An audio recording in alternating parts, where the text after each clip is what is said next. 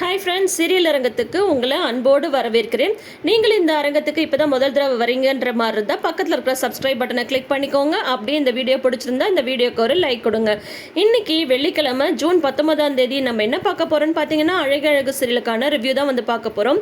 பிறந்தா மதி மாதிரி ஒரு தைரியமான பொண்ணாக பிறக்கணுங்க. எந்த பிரச்சனை எது வந்தாலும் சரி, அவங்களோட ஸ்டாண்டில் அவங்க வந்து நிற்கிறாங்க. ஏன்னா அவங்க மேலே தப்பு இல்லை, சரியா? அதனால அவங்களோட ஸ்டாண்டில் அவங்க இந்த மாதிரி நிற்கிறத வந்து நம்ம திமிருன்னுலாம் சொல்ல முடியாது. இதுக்கு பேர் இன்னொன்று இருக்குங்க. அது என்னன்னா சுயமரியாதை.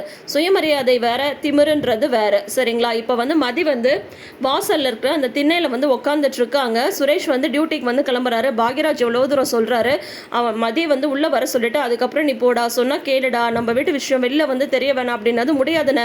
இதுக்கு மேலே அவட்ட பேசுறதுக்கு எதுவுமே இல்லை. கொஞ்ச நாள் நம்மளாவது வந்து நிம்மதியாக இருப்போம். தயவு செஞ்சு அவள் கிளம்பி போகட்டும், சரியா? நம்ம வந்து என்னோட எப்போ கல்யாணம் பண்ணணும் அத்தோட வந்து நிம்மதி வந்து போச்சு, அவ்வளோதான் அப்படின்னு சொல்லிட்டு அவர் வந்து கிளம்பி போறாரு. கிளம்பி வெளியில வரும்போது பார்த்தா மதி வந்து உட்காந்துட்டு இருக்காங்க வாசல்ல. உடனே சுரேஷ் வந்து பாக்குறாரு, நீனும் போலியா, இங்கதான் உட்காந்துட்டு இருக்கியா, தயவு செஞ்சு கிளம்பி போயிடு அப்படின்னதும் உடனே மதி சொல்றாங்க, நான் எங்க போகணும் அப்படின்னு சொல்லி கேட்கும்போது, வேற எங்க உங்க அம்மா வீட்டுக்கு போய் இல்லை எங்கேயாவது போ, தயவு செஞ்சு இங்க உட்காந்துட்டு என் உயிரை மட்டும் வாங்காத. நான் உண்டு என் வேலை உண்டு நிம்மதியாக இருந்தேன். என்னைக்கு ஒன்று பார்த்தனோ அப்போலேருந்து எனக்கு வந்து பிரச்சனை அதுவே போயிட்டுருக்கு. தயவு நான் திரும்பி வருவேன், திரும்பி வரும்போது நீங்கள் இருக்கக்கூடாது அப்படின்னு சொல்லிட்டு சுரேஷ் வந்து கிளம்பி போயிடுறாங்க. இந்த பக்கம் வந்து பார்த்தா கிட்டத்தட்ட மலர் வந்து ஆஃப் ஆயிட்டாங்க. ஏன்னா அவங்களுக்கு வந்து பயங்கர ஷாக்கு. மதி வந்து நேற்று சொல்கிறாங்க இல்லையா, உங்களை மாதிரி வந்து சுயமரியாதை இல்லாமலாம் என்னால் இருக்க முடியாது அப்படின்ற மாதிரி சொன்னது வந்து மலரை ரொம்பவே ஹர்ட் பண்ணிடுச்சு. உள்ள ரூமில் உட்காந்து அப்படியே அதே மதி சொன்னதே திரும்ப திரும்ப நினச்சிட்டு இருக்காங்க. அப்போ பாக்யராஜ் வந்து வராங்க. இன்னும் மதி வந்து வெளியில தான்ப்பா உட்காந்துட்டு இருக்கா. சுரேஷ் வர சொல்ல சொல்ல கேட்காம வேலைக்கு போயிட்டா, இப்போ என்ன மலர் பண்றது அப்படின்னு சொல்லிட்டு கேட்குறாங்க. அப்போ மலர் வந்து எங்கேயோ பார்த்துட்டு யோசிச்சுட்டு இருக்காங்க. மலர் என்னப்பா, நீ வந்து இன்னும் வந்து மதி சொன்னதே நினச்சிட்டு இருக்கியா? மதி ஏதோ கோவத்தில் சொல்லிடுச்சு மலர், நீ அதெல்லாம் வந்து யோசிக்காத. கோவத்தில் பேசின வார்த்தைக்கெல்லாம் நீ வந்து அர்த்தம் தேடாத. இல்லைன்னா உன் மேலே அது எவ்வளோ பாசமாக இருக்கான்னு சொல்லிட்டு உனக்கு தான் நல்லா தெரியும்ல அப்படின்னதும், இல்லைங்க எனக்கு மட்டும் என்ன பிரச்சனை பண்ண தெரியாமல் சண்டை போட தெரியாமலாம் இல்லை. வீட்டில் வந்து சில விஷயம்லாம் நடக்குது தான், தப்பாக தான் இருக்குது. நான் வந்து அதுக்கு ஏன் மன்னிப்பு கேட்குறேன்னா, வீட்டில் வந்து பிரச்சனை வரக்கூடாதுன்றதுக்காக மட்டும்தான். அதுக்காக எனக்கு வந்து சுயமரியாதை இல்லைன்றதெல்லாம் அர்த்தம் கிடையாது.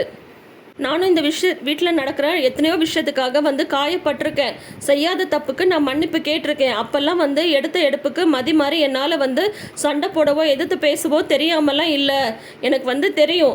நானும் வந்து வீட்டில் இருக்கிறவங்க கிட்ட மட்டும்தான் வந்து சமாதானமாக போவேன். வெளியில் இருக்கிற ஆளுங்க கிட்ட என்ன ஒரு வார்த்தை வந்து பேச சொல்லுங்கள், கண்டிப்பாக நான் வந்து தப்புன்ற இடத்த தப்புன்ற மாதிரி தான் கேட்பேன். ஆனால் மதி பாருங்க புரிஞ்சுக்காம எப்படி சொல்லிட்டான்னு சொல்லிட்டு உங்களை மாதிரி என்ன இருக்க சொல்கிறீங்களா அப்படின்னு சொல்லி கேட்டால் எனக்கு அது எவ்வளோ கஷ்டமாக போயிடுச்சு தெரியுமா? அப்ப நான் என்ன இந்த வீட்டில் வந்து சூடு சொரணம் இல்லாம இருக்கனா அப்படின்ற மாதிரி மலர் வந்து வருத்தப்படுறாங்க. மலர் நீ அந்த அளவுலாம் வந்து யோசிக்காத மலர். மதி வந்து அப்போ கோபத்தில் வந்து இருந்தா, அதனால தான் வந்து நீ வந்து போய் சமாதானப்படுத்தவும் அவளால் வந்து அதை ஏற்றுக்க முடியல. அதனால வந்து இந்த மாதிரிலாம் வந்து பேசிட்டா, மற்றபடி உன்னை வந்து ஹர்ட் பண்ணணுன்றதுக்காகலாம் கண்டிப்பாக மதி வந்து பேசியிருக்காது அப்படின்னு பாக்யராஜ் வந்து சொல்கிறாங்க. என்னாலையும் அதை வந்து புரிஞ்சுக்க முடியுதுங்க. ஆனால் அதை வந்து என்னால் ஏற்றுக்க முடியல. நான் யாருக்காக விட்டு கொடுத்து போகிறேன், நம்ம குடும்பத்துக்காக தானே விட்டு கொடுத்து போகிறேன், அது எப்படிங்க தப்பாகும் அப்படின்ற மாதிரி வந்து மலர் வந்து ரொம்பவே வருத்தப்பட்டு பேசுகிறாங்க. இருந்தாலும் வந்து பார்த்தா மலருக்குமே மனசே கேட்கல. அதுக்குள்ளே அவங்க மாமியார் வந்து கூப்பிட்றாங்க, மலர் அப்படின்னு சொல்லிட்டு கூப்பிட்றாங்க.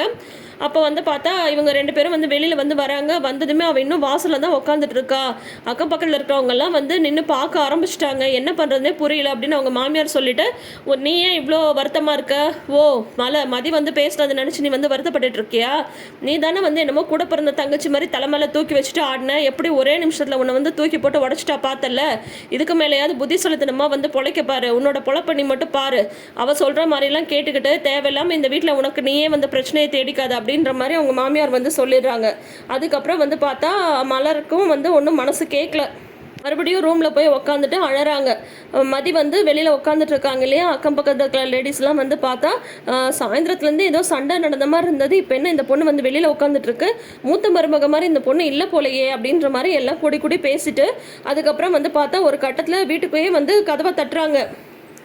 அது வரைக்குமே வந்து பார்த்தா மலருமே வந்து வீட்டில் சொல்லிட்டு தான் இருக்காங்க, மதியம் உள்ளே கூப்பிட்டுடலாம், அக்கம் பக்கத்தில் இருக்கிறவங்களாம் நின்று பேசுகிறாங்க அப்படின்ற மாதிரி சொல்லும் போது இவங்க வந்து கதவை தட்டவும், யார் என்ன சொன்னால் என்ன, நானே பதில் பேசிக்கிறேன் அப்படின்ற மாதிரி அவங்க மாமியார் வந்து கதவை திறக்கிறாங்க.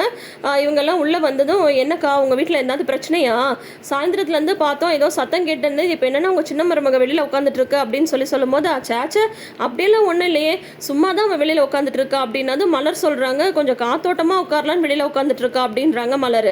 அது என்ன நந்தவனமா, அங்கே போய் உட்காந்துட்டு காற்று வாங்குறதுக்கு காற்றே இல்லாமல் வெளியில் வந்து வெக்கையாக தானே இருக்குது, அப்புறம் ஏன் அங்கே உட்காந்துட்டு இருக்கா அப்படின்னதும், அதுவா உள்ளே நாங்கள்லாம் டிவி பார்த்துட்டு இருந்தோம், அவள் ஏதோ பாடத்தை பற்றி யோசிக்கணும்னு சொன்னால் டிவி பார்த்துட்டு இருக்கிறதுனால அவளுக்கு டிஸ்டர்பன்ஸாக இருக்குன்னு வெளியில் போய் உட்காந்து யோசிச்சுட்டு இருக்கா. இதெல்லாம் உங்களுக்கு எதுக்கு, எப்படா அடுத்த வீட்டில் ஏதாவது பிரச்சனை நடக்கும்னே கேட்கலான்னு வந்தீங்களா, அதெல்லாம் எங்கள் வீட்டில் எந்த பிரச்சனையும் இல்லை, நீங்கள்லாம் கிளம்புங்க அப்படின்ற மாதிரி சொல்கிறாங்க. இல்லைக்கா அந்த பொண்ணு முகத்தை பார்த்தா யோசிச்சுட்டு இருக்கிற மாதிரிலாம் தெரியலையே, ஏதோ வருத்தத்தில் உட்காந்துருக்கிற மாதிரிலாம் தெரியுது அப்படின்ற மாதிரி அவங்களும் விடுறதா இல்லை. உடனே ஒரு கட்டத்தில் லக்ஷ்மி வந்து கடுப்பாறாங்க. ஆனால் மலர் வந்து அவங்க எல்லாரையும் கூட்டிகிட்டு வந்துடுறாங்க. அக்கா கொஞ்சம் இந்த பக்கம் வாங்கல, கொஞ்சம் வீட்டில் சூழ்நிலை சரியில்லை, நீங்கள் கிளம்புங்க, நான் அப்புறமா எல்லாம் சொல்கிறேன், நீங்கள் கிளம்புங்க அப்படின்ற மாதிரி வந்து மலர் எதையோ சொல்லி சமாதானப்படுத்தி அவங்களெல்லாம் வெளியில் அனுப்பிடுறாங்க. இருந்தாலும் வெளியில் வந்து அவங்க அப்பையும் அந்த வீட்டை பற்றியே தான் நின்று சுற்றி பேசிகிட்டு இருக்காங்க. அதுக்கப்புறம் மலர் வந்து சொல்கிறாங்க, பாருங்கள் வீடு வரைக்கும் வந்து கேட்டு போகிறாங்க, மதியம் உள்ளே கூப்பிட்டலாம், சொன்னால் கேளுங்க அப்படின்னு சொல்லிட்டு சொல்கிறாங்க. இந்த பாரு, நான் இப்போ போய் வந்து கேட்குறேன், அவன் வந்து மன்னிப்பு கேட்டால் நான் வந்து உள்ளே கூப்பிட்டுக்கிறேன், இல்லை இப்பயும் அவன் வந்து திமிருதனம் பண்ணிட்டு இருந்தாலும் என்னால் ஒன்றுமே பண்ண முடியாது அப்படின்னு சொல்லிட்டு அவங்க மாமியார் வந்து வெளியில் வந்து வராங்க. பாரு, அக்கம் பக்கத்தில் இருக்கிறவங்களாம் இங்கேயே வேடிக்கை பார்த்துட்டு இருக்காங்க, அமைதியாக மன்னிச்சிடுங்கன்னு சொல்லிட்டு உள்ளே போய் வேலையை பார்க்குறத பாரு, ஏன் இப்படி இந்த மாதிரி வெளியில் உட்காந்துட்டு மானத்தை வாங்குற, ஒன்று போகிறதுனா உங்கள் அம்மா வீட்டுக்கு கிளம்பி போயிருக்கணும், எதுக்கு இப்போ வாசலில் உட்காந்துட்டு இருக்க, ஏன் இந்த மாதிரி வந்து பிரச்சனை பண்ற அப்படின்னு சொல்லிட்டு கேட்குறாங்க அவங்க மாமியார். நான் ஒன்றும் பிரச்சனை பண்ணலையே, என் பாட்டிக்கு தானே நான் வந்து உட்காந்துட்டு இருக்கேன், நான் இதுக்கு எங்கள் அம்மா வீட்டுக்கு போகணும், அங்கெல்லாம் என்னால் வந்து போக முடியாது அப்படின்ற மாதிரி மதி சொல்லிட்டு இருக்காங்க. இப்போ கூட ஒன்றும் கெட்டு போகல, மன்னிச்சிடுங்கன்னு சொல்லிட்டு உள்ளே போ அப்படின்னு சொல்லிட்டு அவங்க மாமியார் சொல்கிறாங்க. முடியாது, எந்த சூழ்நிலைனாலும் என்னால் பண்ணாத தப்புக்கு மன்னிப்பு கேட்க முடியாது அப்படின்ற மாதிரி மதி வந்து சொல்லவும், உன்னை மாமியார் உள்ளே வந்து அடுத்தடுத்த போய் சொல்ல ஆரம்பிச்சிடுறாங்க. ஏங்க அவள் இன்னும் அதே மாதிரி திமிருத்தனமாக தாங்க பேசுகிறா, நான் எவ்வளவோ தூரம் சொன்னேன், மாமாட்ட வந்து மன்னிச்சிடுங்கன்னு சொல்லு, அவர் வந்து மன்னிச்சிடுவாருன்னு சொல்லிட்டு, ஆனால் கேட்க முடியாதுன்னு சொல்லிட்டு திமிருத்தனமாக சொல்லிட்டா. உங்களால் ஆனதை பார்த்துக்கோங்க, இங்கே உட்காந்தா உங்கள் மனதானே போகுது, அதை பற்றி எனக்கு என்ன கவலை அப்படின்ற மாதிரி அவள் சொல்லிட்டாங்க அப்படின்ற மாதிரி எக்ஸ்ட்ரா வேர்ட்ஸ் போட்டே தான் எப்போ பார்த்தாலும் அவங்க மாமியார் வந்து பேசிகிட்டு இருக்காங்க. அதுக்கப்புறம் வந்து பார்த்தா ரொம்ப நேரம் ஆகுது, மதியம் உள்ளே வர்ற மாதிரி தெரியல, அதே சமயம் இவங்களும் மதியம் வந்து உள்ளே கூப்பிட்ற மாதிரி தெரியல. உடனே மலர் வந்து நானாவது போய் வெளியில் உட்கார்றேன் அப்படின்றாங்க. நீ எதுக்கு போய் வெளியில் உட்கார்ற அப்படின்னதும், பின்ன ஒருத்தையே உட்காந்துட்டு இருந்தா இன்னும் தடுக்காரங்க 10 விதமாக தான் பேசுவாங்க, நான் போய் வெளியில் உட்கார்றேன் அப்படின்னு சொல்லிட்டு மனசே கேட்காம மறுபடியும் மலர் வந்து அவங்க ஒரு பக்கம் உட்காடுறாங்க, இவங்க ஒரு பக்கம் உட்காந்துட்டு இருக்காங்க. அடுத்தது பார்த்தா சுரேஷுமே டியூட்டியை முடிச்சுட்டு வந்துடுவாங்க. ஸோ இந்த பிரச்சனை எப்படி முடிய போகுது, மலருக்காக இறங்கி போகிறாங்களா மதி, இல்லை மதி பேசிட்டாங்களேன்னு வருத்தப்பட்டு இருக்காங்களே மலர், அவங்க கிட்ட வந்து மன்னிப்பு கேட்க போகிறாங்களா மதி, என்னெல்லாம் நடக்க போகுது வெயிட் பண்ணி பார்ப்போம். இனி அடுத்தது திங்கட்கிழமை தான் வந்து அழகுக்கான எபிசோட்ஸ் வரும், ப்ரமோ வந்ததும் அதுக்குண்டான விளக்கத்தோட உங்களை அடுத்த வீடியோவில் நான் வந்து சந்திக்கிறேன். உங்களுக்கு இந்த வீடியோ பிடிச்சிருந்ததுன்னா வீடியோக்கு ஒரு லைக் கொடுங்க. நம்ம சேனலை ஃபஸ்ட் டைம் பார்க்குறீங்கன்ற மாதிரி இருந்தால் இந்த அரங்கத்தை நிரம்ப வைக்கிறதுக்கு சப்ஸ்கிரைப் பட்டனை கிளிக் பண்ணுங்கள். உங்களோட கருத்துக்களை நான் மிகவும் வரவேற்கிறேன். அதனால் உங்களோட கமெண்ட்ஸை மறக்காமல் கமெண்ட் செக்ஷனில் சொல்லுங்கள். தேங்க்யூ.